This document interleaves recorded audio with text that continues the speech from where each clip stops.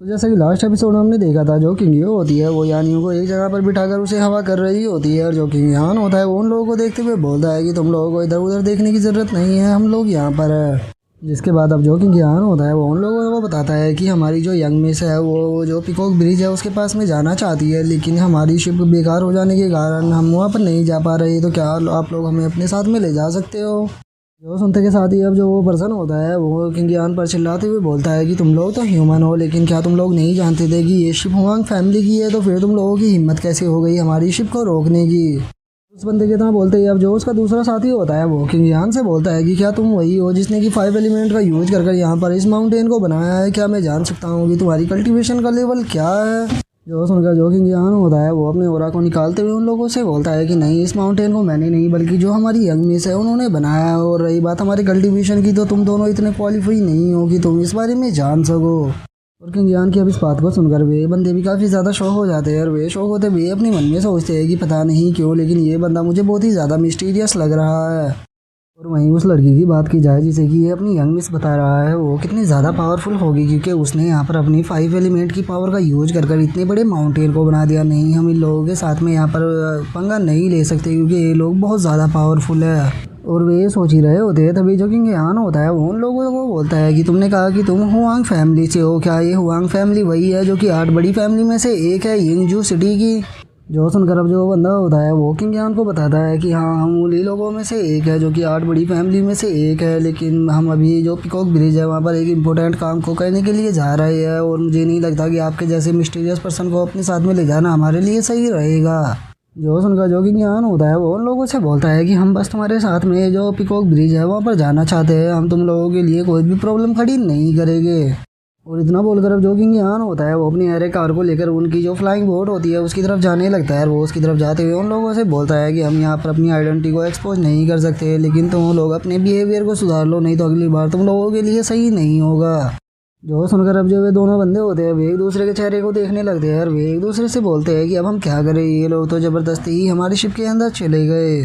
जो सुनते के साथ ही अब जो दूसरे वाला पर्सन होता है वो बोलता है कि ये लोग बहुत ही मिस्टीरियस लग रहे हैं क्योंकि जो बॉडीगार्ड था वो पहले ही इन बियांग रियलम पर पहुंच चुका है, और उसी के साथ में जो उसकी मेट थी उसकी तो पावर का मैं अंदाज़ा भी नहीं लगा सकता क्योंकि मैं उसकी पावर को देख भी नहीं पा रहा था। और इन लोगों की पावर को देखकर अब मुझे ऐसा लग रहा है कि ये हमारी तरह ही 8 बड़ी फैमिली में से किसी एक फैमिली से है, इसीलिए हम लोगों के लिए ये कोई भी प्रॉब्लम नहीं बनेगी, इन्हें हमें अपने साथ में लेकर चलना चाहिए। और उन लोगों के इतना बोलते ही अब जो किंगियान होता है वो उस फ्लाइंग शिप के अंदर आ जाता है, और उस फ्लाइंग शिप के अंदर आने के बाद वो उन लोगों से बोलता है कि हमारे लिए 2 रूम का इंतज़ाम करो जो कि बिल्कुल शांत हो, और उसी के साथ में तीनों टाइम हमारे रूम के अंदर खाना आता रहना चाहिए। जो सुनकर अब जो वे बंदे होते हैं वे वहाँ से जाने लगते हैं, और उनमें से एक बंदा बोलता है कि 3 टाइम का खाना और 2 रूम ये तो इतना ज़्यादा एक्सपेंसिव नहीं है। जो सुनकर दूसरा भी हाँ बोलते हुए कहता है कि हाँ, ये लोग काफ़ी ज़्यादा अच्छे हैं क्योंकि इन्होंने यहाँ पर हमारे साथ में काफ़ी अच्छे से बात की, और उसी के साथ ये हमें यहाँ पर तंग भी नहीं कर रहे हैं, इसीलिए ये लोग मुझे पसंद आए। और उनके इतना बोलते हैं हम थोड़ी देर बाद का सीन देखते हैं जहाँ पर कि वे दोनों बंदे किंगियान को लेकर एक रूम के पास में आ चुके होते हैं, और वहाँ पर आने के बाद वे किंगियान से बोलते हैं कि सीनियर आप यहाँ पर रेस्ट कीजिए। जो सुनकर किंगियान भी वहाँ से जाने लगता है, और वो जाते हुए बोलता है कि ठीक है, अब तुम लोग यहाँ से जा सकते हो। और अब उन लोगों के वहाँ से चले जाने के बाद जो किंगियो होती है वो किंगियान के पास में आके उससे बोलती है कि किंगियान, हमने तो इन लोगों को ज़्यादा ही एटीट्यूड दिखाया है, कहीं ये लोग हमारे एरोगेंट समझकर हमारे साथ में फ़ाइट तो नहीं करेंगे ना। और किंग रो की अब इस बात को सुनकर जो किंगियान होता है वो उसको बताता है कि ये मैंने जानबूझकर ही किया है, क्योंकि अगर हम उन लोगों को यहाँ पर एटीट्यूड नहीं दिखाते तो वो लोग हमें हल्के में लेते हैं, लेकिन अब ऐसे एटीट्यूड को देखने के बाद उन लोगों के अंदर इतनी हिम्मत नहीं होगी कि वे हमारे ऊपर अटैक कर सके। जिसके बाद अब हमारा जो व्यू होता है वो किसी दूसरी जगह पर आ जाता है, जहाँ पर कि अब जो कोई पर्सन होता है वो चिल्लाते हुए बोलता है कि अच्छा, तो तुम कहना चाहते हो कि वे बहुत ज़्यादा एटीट्यूड दिखा रहे थे। जिसके बाद अब हम एक पर्सन को देखते हैं जिसके सामने वही पर्सन बैठा होता है जो कि किंगियान को यहाँ पर लेकर आया था, और अब जो ये पर्सन होता है ये उस दूसरे वाले पर्सन से बोलता है कि सर आप बताइए कि हमें क्या करना है। इसके बाद अब हमें इस पर्सन के बारे में बताया जाता है कि इसका नाम होंग है, और अब जो होंग होता है वो अपने उस पर्सन के ऊपर चिल्लाते हुए उसे बोलता है कि तुमने कहा कि तुम्हें लगता है कि वे 8 फैमिली में से एक है, और उनका जो सर्वेंट है वो यिंग बियान रियलम पर है। इसकी अगर उम्र की बात की जाए तो वो केवल 17 से 18 साल का होगा, और अगर उसकी मेट की बात की जाए तो उसके पावर लेवल को भी नहीं देख पाए।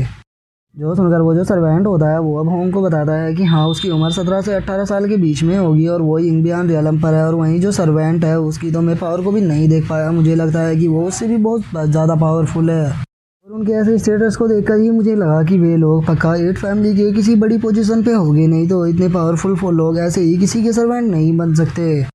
जो सुनकर अब जो दूसरे वाला सर्वेंट होता है वो होंग से बोलता है कि हाँ इन्होंने सही कहा, क्योंकि जो उनका सर्वेंट था उन्होंने हमें बताया था कि जो उनकी यंग लेडी है उसने ही 5 एलिमेंट की पावर का यूज कर यहाँ पर इस माउंटेन को बनाया है। जो सुनकर अब जो होंग होता है वो उन दोनों से बोलता है कि ठीक है, मैं तुम्हारी बात को समझ गया, तो चलो मुझे उन लोगों के पास में लेकर चलो, क्योंकि मैं भी देखना चाहता हूँ कि आखिर वे किस तरह के पर्सन है। और उसके इतना बोलते हैं अब हमारा जो व्यू किंग यान के ऊपर आ जाता है, जिसने कि यानियों को कुर्सी पर बिठाया होता है, और वो यानियों से बोलता है कि यानियों वे लोग सच्चाई का पता करने के लिए यहाँ पर जरूर आएंगे, तो जितना ज़्यादा हो सके तुम्हें उतना ज़्यादा एरोगेंट बनना होगा, क्योंकि तुम्हारा यहाँ पर एरोगेंट बनना ही हम लोगों को सक्सेसफुल कर पाएगा। जो सुनकर जो यानियों होती है वो हंसते हुए किंग यान को बताती है कि ब्रदर किंग यान, आपको टेंशन लेने की कोई भी ज़रूरत नहीं है, मैं एक्टिंग करने में बहुत ज़्यादा माहिर हूँ, आप बिल्कुल भी चिंता मत करो। जो सुनकर अब जो किंग यान होता है वो यानियों के ग्रैंड पा से बोलता है कि ओल्ड मैन, आपको यहाँ पर कुछ भी करने की या कुछ भी बोलने की ज़रूरत नहीं है, बस आपको यानियों के पास में खड़ा रहना है। जो सुनकर वो जो ग्रैंड पा होता है वो भी ठीक है बोल देता है। जिसके बाद अब जो किंग यान होता है वो किंग रो की तरफ देखने लगता है, और वो किंग रो की तरफ देखते हुए बोलता है कि किंग रो, पिछली बार तुम्हारी एक्टिंग अच्छी नहीं थी, तो तुम्हें इस बार और भी ज़्यादा अच्छे से एक्टिंग करनी होगी।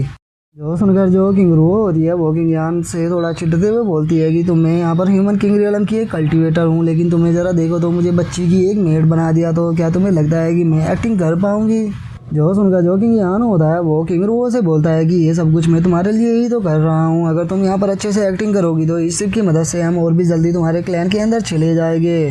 जो सुनकर अब जो किंग रो होती है वो किंग यान से बोलती है कि ठीक है चलो, मैं तुम्हारी बात को समझ गई, इस बार जितना हो सकेगा मैं उतनी अच्छे से एक्टिंग करने की कोशिश करूँगी। जो सुनकर जो किंग यान होता है वो से बोलता है कि ठीक है, बस तुम्हें यहाँ पर एक तरह का हम्बल बनना होगा, तुम जितनी ज़्यादा हम्बल रहोगी उतना हमारे लिए उतना ही अच्छा होगा, क्योंकि तुम्हारी जो स्पिरिट पावर है वो बहुत स्ट्रॉन्ग है, और तुम यहाँ पर अपनी स्पिरिट पावर का जितना ज़्यादा प्रेशर बना के रखोगी वे लोग हमारी बात पे उतनी ही जल्दी यकीन करेंगे। और वे लोग ये बोल ही रहे होते हैं, लेकिन तभी हम देखते हैं कि जो होंग होता है वो डायरेक्टली ही गेट को खोलकर अंदर आ जाता है, और वो अंदर आते हुए बोलता है कि आप सभी लोगों से मिलकर मुझे काफ़ी खुशी हुई। जो देखकर जो किंग यान होता है उसे भी थोड़ा गुस्सा आने लगता है, और वो गुस्से में अपने मन में सोचता है कि सच में ये बच्चा बंदा तो बहुत ही ज़्यादा बेशर्म है, क्योंकि ये बिना नॉक करे ही डायरेक्टली गेट को खोलकर अंदर आ गया। और किंग यान ये सोच ही रहा होता है, तभी जो यानियों होती है वो गुस्से में टेबल के ऊपर अपने हाथ को मारते हुए बोलती है कि आखिर तुम्हारे मैनर कहाँ गए, तुम बिना गेट को नॉक किए अंदर कैसे आ सकते हो। और अब यानियों की ऐसी एक्टिंग को देखकर जो किंग यान, किंग रू और जो उसका ग्रैंडपा होता है वे तीनों तो बहुत ही ज़्यादा शौक हो जाते हैं।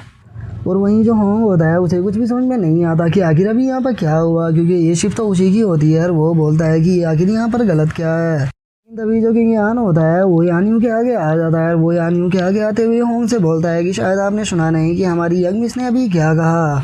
जो सुनकर जो होंग होता है उसे बहुत ही ज़्यादा गुस्सा आने लगता है, और वो गुस्से में गेट से बाहर जाते हुए बोलता है कि ठीक है, मुझे माफ़ कर देना। और अब होंग के इतना बोलते के साथ ही जो हमारा आज का एपिसोड है वो यहीं पे कंप्लीट हो जाता है। तो नेक्स्ट एपिसोड में देखें कि आगे क्या होता है। अगर आप लोगों को वीडियो अच्छी लगी हो तो लाइक करना, चैनल को सब्सक्राइब करना। मैं मिलता हूँ नेक्स्ट एपिसोड में, तब तक के लिए बाय बाय गाइस।